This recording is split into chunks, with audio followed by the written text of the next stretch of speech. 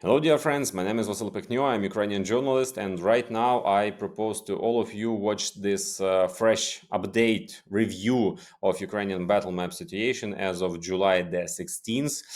Push the like buttons, they are situated below the video. Leave your comments as well there below the video, and don't forget to subscribe to our YouTube channel. I will start today's review with the description of quite dangerous situation which right now is going on our eastern flank near the city of Pokrovsk. So there is really quite dangerous tactical and in future operational situations which are good for Russians, but normally I would like to say for the very beginning that in strategical point of view, they are not having a lot of success in their offensive actions. Why? I will detailize in today's review. So please join, watch, let's start. So the Pokrovsk Mirnorat agglomeration and the entire operational zone are currently the hottest spots. It has always been the hottest. It never actually stopped being the hottest, especially in terms of the intensity, number, and pace of combat engagements taking place here. Now, this intensity has started to make itself felt. By the way, at least for now, the occupier is definitely acting most actively to the north of Pokrovsk, in the areas of the settlements of Razain, Suvorove, Novotoretsk, Nikanorivka, trying to advance towards Shakov, towards Bilitsky, and towards Rodinsky. Yesterday, I came across some interesting posts by the French Ozaint analyst Clément, who counted that literally just in the past month, the Russians carried out about 1,000 airstrikes in this operational area, dropping around 1,000 glide bombs here. And this is truly a very significant force. This is exactly what I'm talking about. When you observe and watch this level of intensity, it becomes clear that sooner or later these lines will fall, because unfortunately, it's impossible to hold them when 1,000 glide bombs are falling on your head. Here's another photo from satellite images, which allows us to verify the specific locations where the main fighting is currently taking place. We can see that the enemy is rapidly trying to advance toward three main zones, which can be identified to the north of Mirnorat and Pokrovsk. This is the village of Novoekonomichne, an important defensive area in this direction, and this is the village of Rodinske. And these are mainly the territories starting from the line of contact and northward up to the village of Shachove. Shachove, I think we will be hearing about this settlement quite often in the near future, because to some extent it will play a key role, in a sense, a key role in the defense of the Pokrovsk-Mirnorat agglomeration. Let's take a closer look at all these directions. I'll explain now. I'll tell you right away why things are this way. So let's start with Shachove after all. This is the village of Shachove. What makes it special? First of all, we can see that the enemy is trying to advance here from Novotoretsk through Mayak. The thing is, you need to shift the map a little like this, and then you'll see perfectly what I want to talk about. Right now, the enemy is moving towards Shakov. The point is, from Shakov to Dobropillia, well, actually, the enemy can already reach Dobropillia as it is. Even after reaching the area of Koptove and advancing to a line about 20 kilometers out, the enemy has already started actively targeting Dobropillia with FPV drones. From Shakove, there's a trend that from Shakove, it's actually another 20 kilometers to Drushkivka. And here, well, it's about 22 kilometers, roughly speaking. Accordingly, the mechanism kicks in that the Russians will start from these areas, especially once they've reached Shakov and Sofivka, they might start targeting Drushkivka. And in fact, the reason I say that this village could to some extent become key is because from it, using Russian FPV drones, they will be able to control the supply routes to two of our frontline defense areas in Donbas at once. One of them is, of course, the Dobropillia highway heading south here toward Pokrovsk and Mirnorat. The second is Drushkivka, and accordingly, the supply routes to Kronstavta, Toretsk, and Chasiv Yar. All these areas are essentially dependent on the highway that runs between Lysychansk, Kramatorsk, and Kostiantynivka. That is why the enemy is now advancing towards Shachov. This is one of the priority directions of their movement in this area. The other priority directions are located further north. In this regard, the enemy is trying to advance toward and actually capture the settlements of Novoekonomichne and Rodinsky. What is their main significance? Indeed, the intensity here is very high. Enemy Rubicon unit drones are actively operating in this area, and they are specifically involved in controlling the logistics routes. In particular, they have now started to gradually establish control over the approaches to Pokrovsk, because in fact there are currently about 3 routes near Pokrovsk that are used for supply. Satellite maps of the city of Pokrovsk itself allow us to see this very clearly. The first route is this main highway, let's mark it here with the letter P, which leads to Pavlorad. The second is the same exit from the area through Hraishain. Here, in fact, is Hrishain, which is a settlement. Let's mark it with a different color, let's say blue, Hraishain. And another road runs through the northeastern exit from Pokrovsk through Rodinske and actually to Dobropillia. This is the third exit, essentially currently possible. There are only 3 roads connecting the city of Pokrovsk and in general the Pokrovsk-Mirnorad agglomeration. So what do we see? The enemy either from Razin is rapidly pushing toward Rodinske and Krasny Lyman mines, the Krasnolimanska mine, with the aim of physically reaching and cutting off this road in Rodinske, thereby disconnecting one of them from. If God forbid, and this is, well, very likely to happen, I say God forbid, but it is very likely that the enemy will end up at this point, and once again, they will have the opportunity to reach Hraishain with their drones. And at the same time, we see that recently the Russians have intensified their activities in Kotlin and in Yudakhny in the south in order to use drones to cut off supplies to Pokrovsk from the west. This is the kind of trend that is currently unfolding. And accordingly, this trend carries very, very, very high risks, especially considering, as I mentioned, that the enemy's advanced units like Rubicon are involved here. Rubicon is one of those units that arguably has mastered the use of fiber optic drones better than almost anyone else in the Russian army. These days, the Russians are using fiber optics very frequently and extensively. They set up these drones on fiber optic cables and, let's say, park them at certain key, prominent, or most important intersections, knowing that sooner or later a truck will pass by, or a pickup, or in short, our military will be passing through. And so when they hear movement, when they see it, the drone takes off and strikes. And this logistical situation here is actually becoming very alarming. So to summarize, once again, the enemy is primarily trying to work on logistics, moving mainly in 3 directions, towards Shahov, towards Rodinsky, and through Novokonomichne, attempting to enter Mirnorad. And as I mentioned, the intense activity of enemy aviation and artillery as well, but especially aviation creates very serious problems here. Without countermeasures, without finding ways to counter these enemy glide bombs, none of our defensive lines will hold. Yes, they are currently being reinforced there. Many of the defensive lines in Donetsk region are actually quite good, especially considering the realities of modern drone warfare. But to actually conduct this drone warfare, you still need, you still need people there. And we have a problem with personnel. Well, obviously that's an issue in any case. Plus, alongside the problem with personnel, the enemy has significant capabilities with FPV drones, significant capabilities with Gerbera decoy drones, and significant capabilities to strike the frontline area with their Shaheds, and also KABs, those as well. So this creates major risks for us here. Although, on the other hand, there's no need to panic here either, as they say, because the terrain along the Rodinske-Mirnorad direction is uneven. In these northern areas of defense, the terrain is uneven. There are locations where our defense is very well organized with small islands of safety. How should I put it? Every voice matters. Join our community, support independent journalism and help us bring you the truth from Ukraine. Become a member of Ukraine Today. Join us now.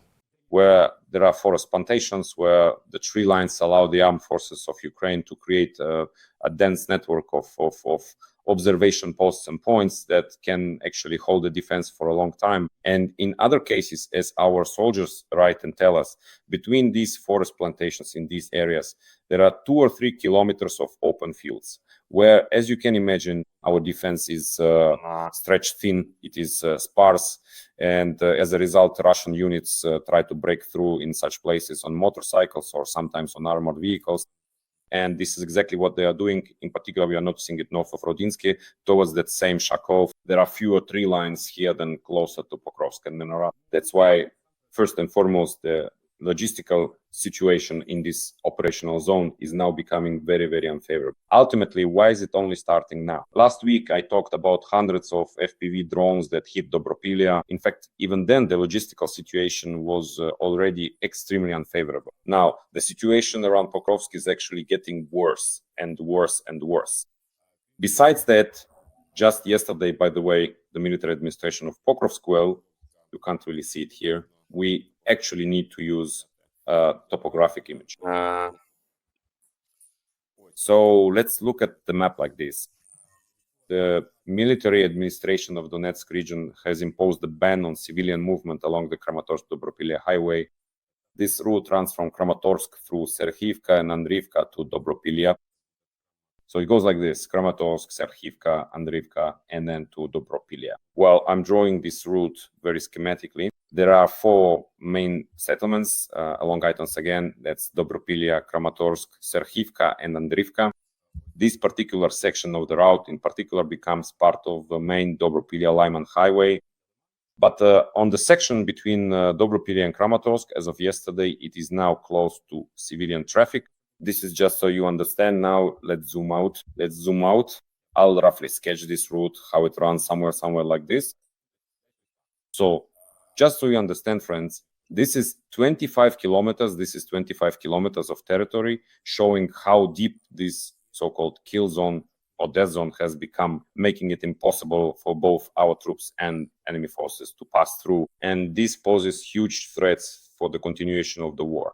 We need to consider asymmetric options that could actually change the scenario, because what is happening now is simply the total destruction of infantry and ultimately anything that exists there.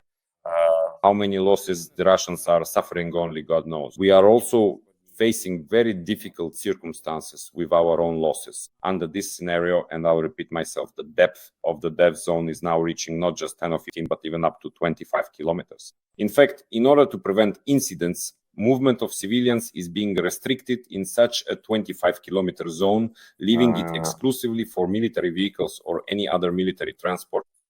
Those are the circumstances. We also have difficult circumstances in Novopavlivka. Today, I'll highlight the challenging moments. Specifically in Novopavlivka, it's important to understand that the deep state map is, let's say, a bit behind the current scenario on the line of contact.